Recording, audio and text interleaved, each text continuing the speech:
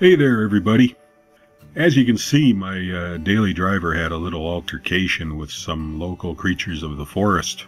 I was on my way to work one morning in the city. It was around 4 in the morning, and all of a sudden, while I'm going along the highway, I see a deer come running up out of the ditch, followed by another one, and when it was all over with, there were 5 or 6 of them all in a row heading right across the highway. So there was nowhere to go except maybe to take the ditch myself, which I'm not going to do. I hit the brakes and tried to get stopped, but the highway being slippery, I did end up hitting one of them. And that one took out the headlight and damaged the fender. And in the darkness I could see the outline of another one as I was going by it, and I think its nose hit the rearview mirror and shattered the rearview mirror. So then it up and starts kicking the side of the car and put a bunch of little dents in my doors. So that's a case for paintless dent repair, I guess, at some time in the near future. A few days later, when I was out on the highway, I tried using the cruise control, and when I hit the on button for the cruise and then hit the set button, the light did come on, but as soon as I took my foot off the gas, I realized that the car was slowing down. The cruise was not locking on. So figuring that it may have had something to do with the accident, but of course I'm just going to check it out by checking out the more simple things first. So I popped the hood after checking the fuses, and the first thing I did was to check the throttle cable from the servo to the throttle body, and as you can see, it's still hooked up. It's not frayed, it's not broken.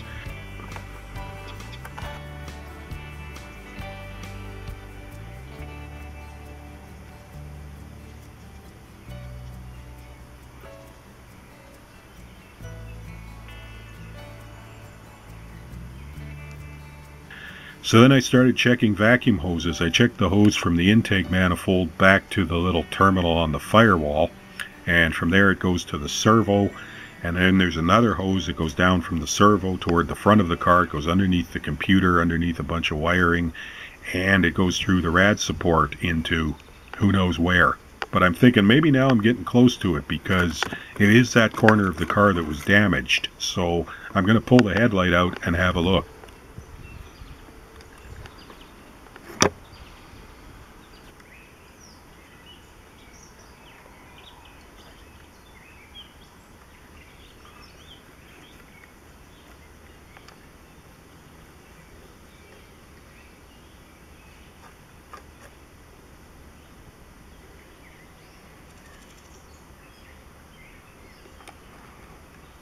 And yeah, as you can see there, this hose is definitely no longer attached to whatever it was attached to.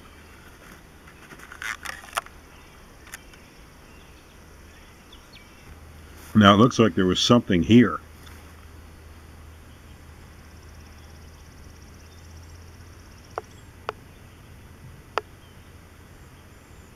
So we've got something down here apparently, because I didn't see this the last time I was in here. I don't remember it, but it's funny because apparently it was up here and I never noticed it up there either. But yeah, this is definitely what that hose attaches to, and as you can see, it's broken. Appears to just be a vacuum tank. So I'm going to go to the auto wrecker and see if I can find one.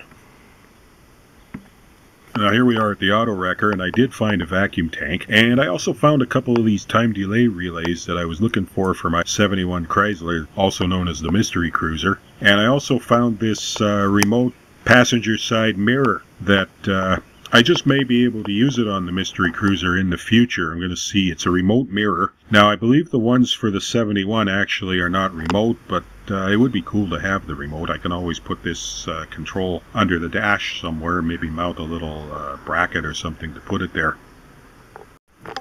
So now I'm going to put the vacuum tank in and connect the hose and put the headlight unit back in. This is the new headlight. It's not brand new. I grabbed it at the boneyard, and I also grabbed a new rear view mirror at the boneyard, and I've already installed that. It works. The headlight works. The fender is still damaged a bit. That's going to be taken care of in the future. And I put the tank in, got the tank in, and now the cruise control is working again, so it's fixed. So if you found this video helpful, entertaining, or informative anyway, please don't forget to like it. You can subscribe. You can also check out my merch if you want. Thanks for watching.